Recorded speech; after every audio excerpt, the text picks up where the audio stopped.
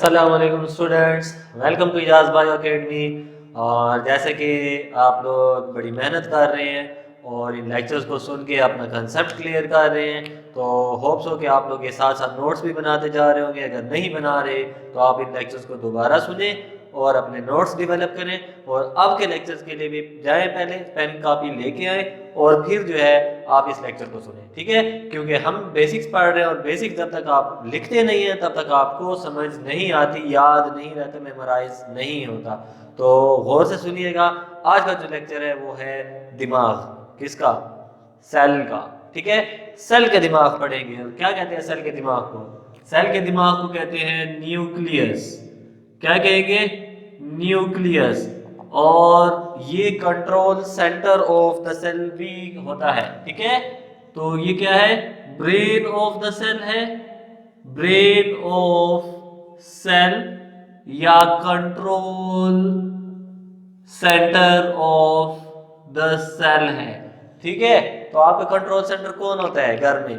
अबू होता है ना, कंट्रोल करके रखता है। तो जो ही अबू घर से निकले आप लोगों ने क्या कर देना है? शरारतें शुरू कर देनी है। चले, सेल को कौन कंट्रोल करेगा? सेल को कंट्रोल करता है न्यूक्लियस। और ये न्यूक्लियस कहाँ पे होता है, कैसे होता है, थोड़ा सा देख लेते हैं। ठीक है, चले जी। फॉर एग्जांपल ये क्या है? ये है न्यूक्लियस। ठीक है, और ये न्यूक्लियस है। इसको डिस्कवर किसने किया था? किसकी वजह से हमें पता चला कि ये एक न्यूक्लियस है और ये सेल में मौजूद होता है? तो इसकी डिस्कवरी के लिए क्रेडिट जाता है रॉबर्ट ब्राउन को। किसको? रॉबर्ट ब्राउन को। और ये लीजिए रॉबर्ट ब्राउन, इसने 1831 में अपनी स्टडी के दौरान एक डार्क स्पॉट, एक डिफरेंट साइटोप्लाज्म से थोड़ा सा डिफरेंट स्ट्रक्चर को जो है वो नोट किया था कि उसको नजर आया है। तो उसके बाद ये इसके ऊपर मजीद स्टडी हुई और मजीद स्टडी के बाद इसको एक प्रॉपर नाम दिया गया न्यूक्लियस का। ठीक है, और न्यूक्लियस को बाद में हम चूंकि उसकी एक्टिविटीज की बेस पे हम ब्रेन या control centre of the cell कहते हैं। न्यूक्लियस में फर्दर हम देखते हैं कि ये होता कहाँ पे है। ये ऑल यूकैरियोटिक ऑर्गेनिज्म की ऑर्गेनेल है। ये ऑर्गेनेल कहाँ पे होती है? ऑल यूकैरियोटिक ऑर्गेनिज्म में होती है, ऑल यूकैरियोटिक सेल्स में मौजूद होता है। ठीक है, लेकिन यूकैरियोटिक में स्लाइटली डिफरेंस भी होता है। फॉर एग्जांपल हम प्लांट और एनिमल का डिफरेंट देखते हैं कि प्लांट सेल में क्या डिफरेंट हो सकता है और एनिमल सेल में इसमें क्या डिफरेंस हो सकता है। तो जो प्लांट का सेल है, प्लांट के सेल में ये क्या कहाँ पे मौजूद होता है? इसकी लोकेशन चूंकि थोड़ी सी डिफरेंट होती है और ये मौजूद होता है स्लाइटली पेरिफेरल साइड पे। ठीक है, स्लाइटली क्या होता है? पेरिफेरी पे मौजूद होता है, पेरिफेरल साइड पे होता है, हल्का सा साइड पे होता है, क्योंकि सेंटर में लार्ज वैक्यूल आ जाता है। क्या आ जाता है? लार्ज वैक्यूल आने की वजह से ये स्लाइटली साइड पे हो जाता है। लेकिन जो एनिमल सेल है इसमें ये इसकी टिपिकल ये सेंट्रल पोजीशन होती है, बिल्कुल सेंटर में मौजूद होता है, क्योंकि एनिमल सेल में जो वैक्यूल है वो बहुत सारे छोटे छोटे और साइडों पे मौजूद होते हैं। क्लियर? प्लांट सेल में आप देखते हैं इसका number of nucleus in different cells. तो number of nucleus in different cell क्या हो सकते हैं? कुछ सेल ऐसे हो सकते हैं जिनमें न्यूक्लियस ना हो, जैसे उनको हम कहते हैं ए न्यूक्लिएटेड सेल्स। उनको हम क्या कहते हैं? ए न्यूक्लिएटेड सेल्स। तो ए न्यूक्लिएटेड में जिसमें नो न्यूक्लियस, जिसमें न्यूक्लियस ही ना हो। ठीक है, तो ऐसे कौन से सेल होंगे? प्लांट में अगर देखें तो सीव ट्यूब सेल्स होते हैं। कौन से होते हैं? Sieve tube cells. याद है आप लोगों को कि कभी आपने पढ़ा हो सीव ट्यूब फ्लोएम के जो सेल्स होते हैं जो कि खुराक की डिस्ट्रीब्यूशन करते हैं प्लांट्स में, उनके ऐसे सेल जो कि सीव लाइक स्ट्रक्चर बनाते हैं उनमें न्यूक्लियस नहीं होता। और एनिमल्स में अगर देखें तो एनिमल्स के रेड ब्लड सेल्स में, मैच्योर रेड ब्लड सेल्स में न्यूक्लियस नहीं होता, they are anucleated cells. चले एक और नाम देख लेते हैं, एक और टर्म यूज कर लेते हैं और उसको हम कहते हैं बाई न्यूक्लिएटेड। ठीक है, बाई न्यूक्लिएटेड ठीक है, बाई न्यूक्लिएटेड सेल, या इसको हम कहते हैं डाइकैरियोटिक सेल। ऐसे सेल जिसमें न्यूक्लियस का तादाद कितनी हो, न्यूक्लियस की तादाद 2 हो। ठीक है, 2 न्यूक्लियस एक ही सेल में जब मौजूद होंगे तो ऐसे सेल को हम बाई न्यूक्लिएटेड या डाइकैरियोटिक कहेंगे। इसके बाद एक और टर्म यूज करते हैं जिसमें हम कहते हैं multi nucleated. Multi means many, तो समझ तो आ गई होगी आपको कि मैनी न्यूक्लियस होते हैं इनमें। मल्टी न्यूक्लिएटेड के अलावा इसको कोइनोसाइटिक सेल भी कहते हैं, कोइनोसाइटिक। ठीक है, कोइनोसाइटिक सेल भी इनको कहते हैं, जिसमें बहुत सारे न्यूक्लियस हो सकते हैं। क्लियर? चले अब इसमें देखते हैं न्यूक्लियस का। न्यूक्लियस में सबसे पहले हम बात करेंगे इसकी स्ट्रक्चर और कंपोजिशन की। तो स्ट्रक्चर और कंपोजिशन में हम देखें, फॉर एग्जांपल इसका स्ट्रक्चर भी साथ साथ डिस्कस करेंगे और कंपोजिशन को भी डिस्कस करते हैं। ठीक है, तो इसमें सबसे पहले हम डिस्कस करेंगे न्यूक्लियर इन्वेलप को। किसको डिस्कस करेंगे? Nuclear envelope. अब ये न्यूक्लियर इन्वेलप क्या होता है? ये जो साइड में जो मैंने ड्रॉ किया है ये न्यूक्लियर इन्वेलप है। और ये न्यूक्लियर इन्वेलप कैसे बना हुआ होता है? इसमें यू 2 लिपिड बाइलेयर्स की मेम्ब्रेन होती है। ठीक है, जिस तरह सेल मेम्ब्रेन याद है सेल के अराउंड थी, इस तरह ये न्यूक्लियस की जो है क्या होगी, ये लिपिड बाइलेयर मेम्ब्रेन्स होगी। और इन मेम्ब्रेन्स को एक को हम नाम देते हैं, जो बाहर वाली मेम्ब्रेन है इसको हम नाम देते हैं आउटर न्यूक्लियर मेम्ब्रेन। इसको क्या नाम देंगे?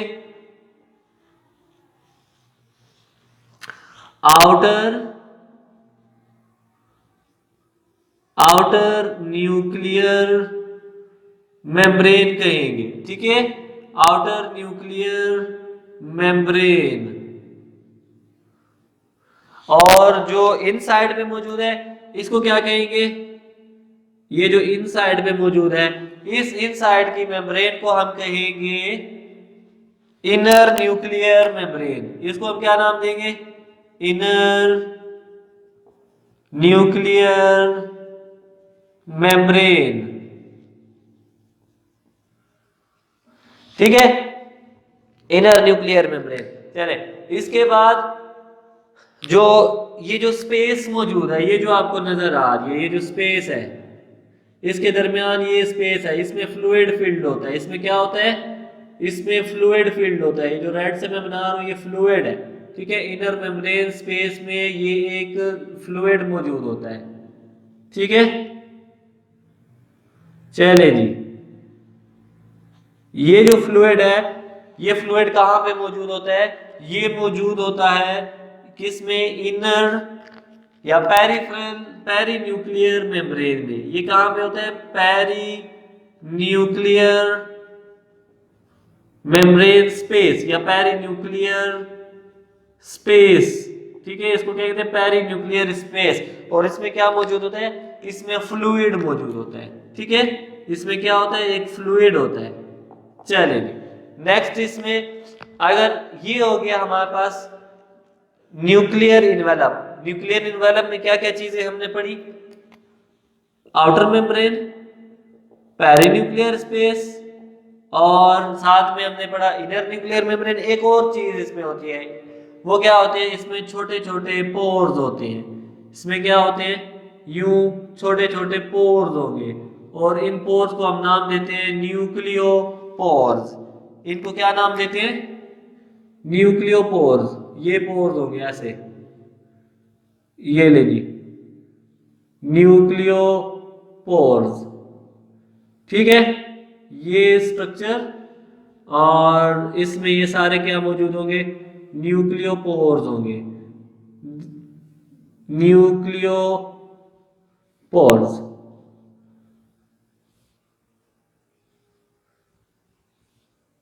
ठीक हो गया। और जहां पे न्यूक्लियोपोर होता है वहां पे मेम्ब्रेन्स डिस्कनेक्ट होती है।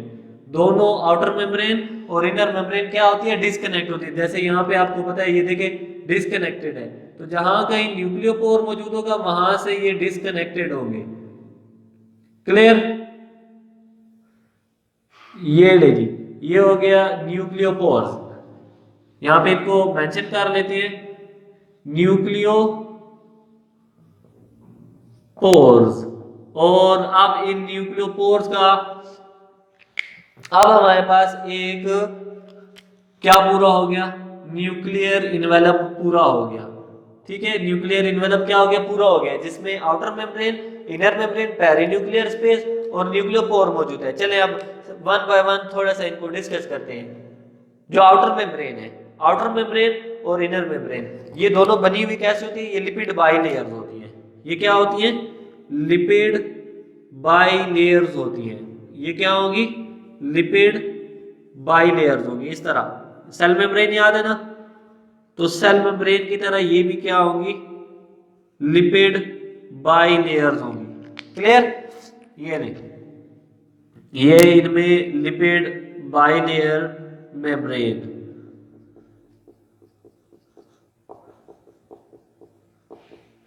चले जी, ये हो गया लिपिड बाइलेयर मेम्ब्रेन।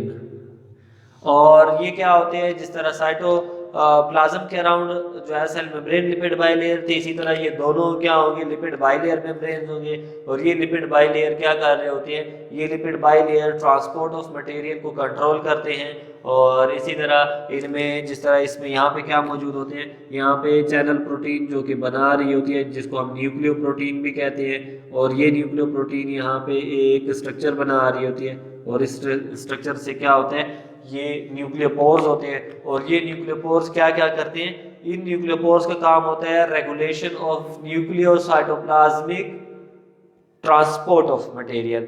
अगर किसी प्रोटीन ने अंदर आना है, या किसी इंजाइम ने अंदर आना है, या किसी मालिक्यूल ने, ठीक है, फॉर एग्जांपल अगर वो स्मॉल मालिक्यूल है, ठीक है, वो क्या है, वो एक स्मॉल मालिक्यूल है, स्मॉल मालिक्यूल है, तो वो डायरेक्टली क्या हो जा सकता है, डिफ्यूज इन भी हो सकता है, और डायरेक्टली स्मॉल मालिक्यूल्स क्या हो सकते हैं, डिफ्यूज आउट भी हो सकते हैं। सेम उसी तरह का मैकेनिज्म जिस तरह सेल मेम्ब्रेन में हमने देखा था।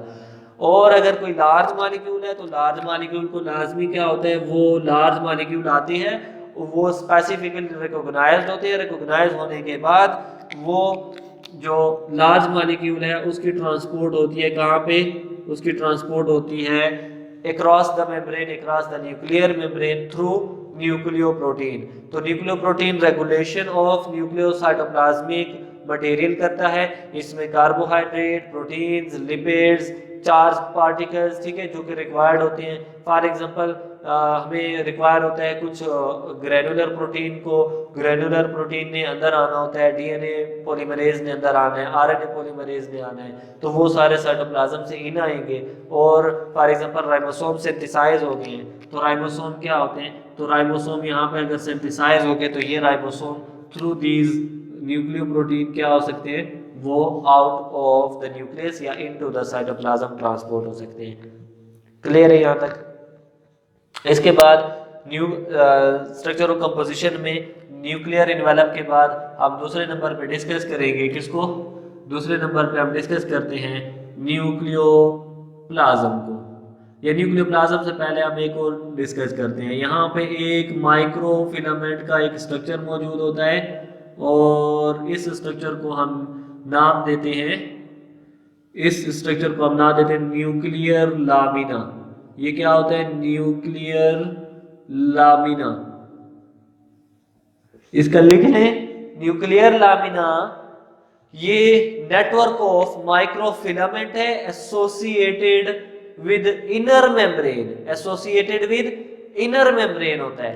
किसके साथ होगा, ये एसोसिएट होता है with inner membrane, inside the nucleoplasm ये मौजूद होगा, और न्यूक्लियोप्लाज्म जो इनर मेम्ब्रेन है उसके साथ एसोसिएट होगा। क्लियर है यहाँ तक।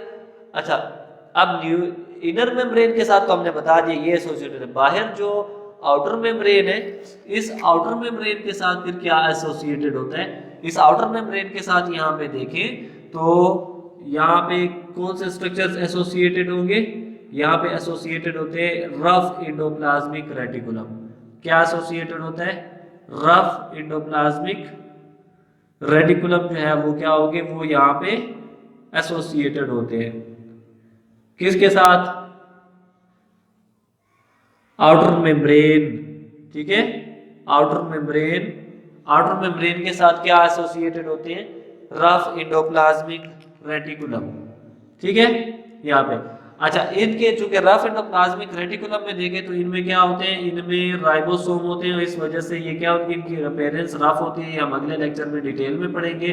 लेकिन यही राइबोसोम आके ये अटैच होते हैं विद आउटर मेम्ब्रेन, तो आउटर मेम्ब्रेन के साथ लिख लें, outer membrane of, outer nuclear membrane of the nucleus के साथ लिख ले कि राइबोसोम भी एसोसिएटेड होते हैं, क्या एसोसिएटेड होते हैं, राइबोसोम्स, ठीक है। और इनर मेम्ब्रेन के साथ न्यूक्लियर लामिना एसोसिएटेड होता है। चले, जो न्यूक्लियर लामिना है ना, इसका काम होता है to maintain the shape of the nucleus and support it mechanically, mechanical support देता है और शेप ऑफ द न्यूक्लियस को मेंटेन करता है, दैट्स इनफ। ये इसके दो मेन फंक्शन है, क्लियर।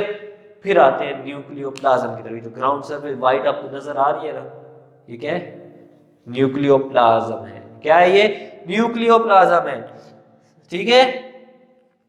चले जी, ये यहां से हम देख लेते हैं ये क्या होगा, इसको हम क्या नाम देते हैं, न्यूक्लियोप्लाज्म, न्यूक्लियोप्लाज्म, न्यूक्लियोप्लाज्म जो है न्यूक्लियस का सैप है, तो इसको हम क्या कहते हैं, इसको सोलुबल सैप कहते हैं, इसको क्या नाम देते हैं, सोलुबल, सोलुबल सैप। और सोलुबल सैप है, इसमें बहुत सारी चीजें जो है वो मिक्स होती हैं, इसकी कंपोजिशन बहुत कॉम्प्लिकेटेड है। फॉर एग्जांपल, इसमें मिक्सचर ऑफ प्रोटीन्स मौजूद होता है, इसमें क्या होते हैं, इसमें मिक्सचर ऑफ प्रोटीन्स होती है, ठीक है, मिक्सचर ऑफ प्रोटीन्स है, इसमें एंजाइम मौजूद होते हैं, कौन से एंजाइम होंगे, एंजाइम होते हैं डीएनए पॉलीमरेज एंजाइम और आरएनए पॉलीमरेज एंजाइम इसमें मौजूद होती हैं। इसके अलावा इसमें मेटल आयंस मौजूद होते हैं, क्या मौजूद होते हैं, metal ions. For example magnesium है जो कि राइबोसोमल आरएनए और राइबोसोमल डीएनए की कंस्ट्रक्शन में हेल्प आउट करते हैं। ओके गाइस, हम क्या डिस्कस कर रहे थे, हमने डिस्कस किया कि न्यूक्लियोप्लाज्म जिसको हम सोलुबल सैप कहते हैं, सेमी लिक्विड कहते हैं, ये ट्रांसपेरेंट इन कलर होता है, इसमें मिक्सचर ऑफ प्रोटीन्स मौजूद होती हैं, इसमें एंजाइम्स मौजूद होते हैं, मेटल्स होता है, ठीक है, मेटल्स होते हैं, carbohydrate, lipid, histone, non histone proteins होते हैं, और इसके अलावा इसमें मौजूद होते हैं क्रोमोसोम्स मौजूद होते हैं, इसमें क्या मौजूद होते हैं, क्रोमोसोम्स मौजूद होते हैं, और इसमें क्रोमैटिन मौजूद होती है, ठीक है। तो जब हम यहाँ पे देखें, ये जो ब्लैक स्ट्रक्चर है, ये जो डिस्पर्स स्ट्रक्चर पड़े हुए हैं ये वाले, इन स्ट्रक्चर्स को हम नाम देते हैं क्रोमैटिन का, और ये क्रोमैटिन जो है ये साइटोप्लाज्म में मौजूद होते हैं जब नॉन डिवाइडिंग स्टेज होता है सेल का, नॉन डिवाइडिंग सेल में ये क्या होते हैं, नॉन डिवाइडिंग सेल में मौजूद होते हैं, ठीक है। लेकिन जब सेल डिवाइड होने लगता है तो यही क्रोमैटिन कंस्ट्रिक्ट हो जाते हैं और कंस्ट्रिक्ट होकर एक स्ट्रक्चर बनाते हैं, और वो ये रेड स्ट्रक्चर जो आपके सामने बना हुआ है, इस रेड स्ट्रक्चर को फिर हम क्या नाम देते हैं, इसको हम नाम देते हैं क्रोमोसोम्स का, ठीक है। बस सिर्फ इतना समझ लें, यहाँ पे क्रोमोसोम और डीएनए के चैप्टर में हम जाके इसको डिस्कस करेंगे, लेकिन यहाँ इतना समझ लें कि chromatin are the thread-like structure present in the nucleus. When cell divides, they constrict and they form a particular structure that is called chromosome. Clear? ये नोट कर लिया आपने। आखिरी जो इसमें हमने डिस्कस करना है वो ये डार्क स्पॉट है। इस डार्क स्पॉट को देखें, जिसको हम क्या कह रहे हैं, जिसको हम कह रहे हैं न्यूक्लियोलाई कह रहे हैं, ठीक है। ये न्यूक्लियोलाई, इस न्यूक्लियोलाई का ये जो स्ट्रक्चर है, ठीक है, न्यूक्लियोलाई या इसको न्यूक्लियोलस भी कहते हैं, ये एक डार्क स्पॉट होता है, ठीक है। ये एक डार्क स्पॉट की तरह मौजूद होता है और ये नॉन डिवाइडिंग सेल में नज़र आता है, डिवाइडिंग में नज़र नहीं आता, ठीक है। और इसको हम कहते हैं राइबोसोमल फैक्ट्री भी कहते हैं। क्या कहते हैं इसको? राइबोसोमल फैक्ट्री भी कहते हैं। क्योंकि अगर इसका हम पेरिफेरल साइड एरिया देखें तो इसमें ये ग्रैन्युलर स्ट्रक्चर मौजूद है और इन ग्रैन्युलर स्ट्रक्चर को हम कहते हैं राइबोसोमल सब यूनिट कहते हैं, ठीक है। और इसी तरह जो इसके सेंटर का एरिया है, सेंटर के एरिया में यहाँ पे जो ब्लैक मौजूद है इसमें अदर प्रोटीन्स और राइबोसोमल आरएनए डीएनए मौजूद होते हैं जो कि मिल के क्या बनाते हैं, राइबोसोम्स को बनाते हैं और उनको स्टोर करते हैं और उसके बाद उनको समटाइम स्टोर करते हैं, समटाइम उनको बना के ट्रांसपोर्ट कर देते हैं साइटोप्लाज्म में, ठीक है, या न्यूक्लियोप्लाज्म में। तो इस वजह से हम इसको राइबोसोमल फैक्ट्री कहते हैं। तो ओवरऑल हमारा न्यूक्लियस का, ब्रेन ऑफ द सेल का, control centre of the cell का टॉपिक कंप्लीट हुआ। जिस किसी का कोई क्वेश्चन है, कोई क्वेरी है, कोई इसमें जो है कोई पॉइंट जो है मिस है, वो आप नीचे कमेंट्स में बताएं, हम आपको फीडबैक देंगे, ठीक है। और अपने नोट्स साथ साथ डेवलप करें ताकि आपके नोट्स ही आपका जो एसेट है लेटर ऑन आपके लिए बहुत काम आएंगे। ये आप कहीं पे भी टेस्ट देंगे, कहीं पे भी आप एग्ज़ाम के लिए बैठेंगे तो आप सिर्फ एक रिव्यू लेंगे और उस रिव्यू को सामने रख के, उस नोट्स को सामने रख के एक लेक्चर सुनेंगे दोबारा से, तो आपके लिए सब कुछ क्लियर हो जाएगा। अपना ख्याल रखिएगा, मिलते हैं नेक्स्ट लेक्चर जो कि हम स्टार्ट करेंगे एंडोप्लाज्मिक रेटिकुलम से। तो तब तक के लिए अल्लाह हाफिज़।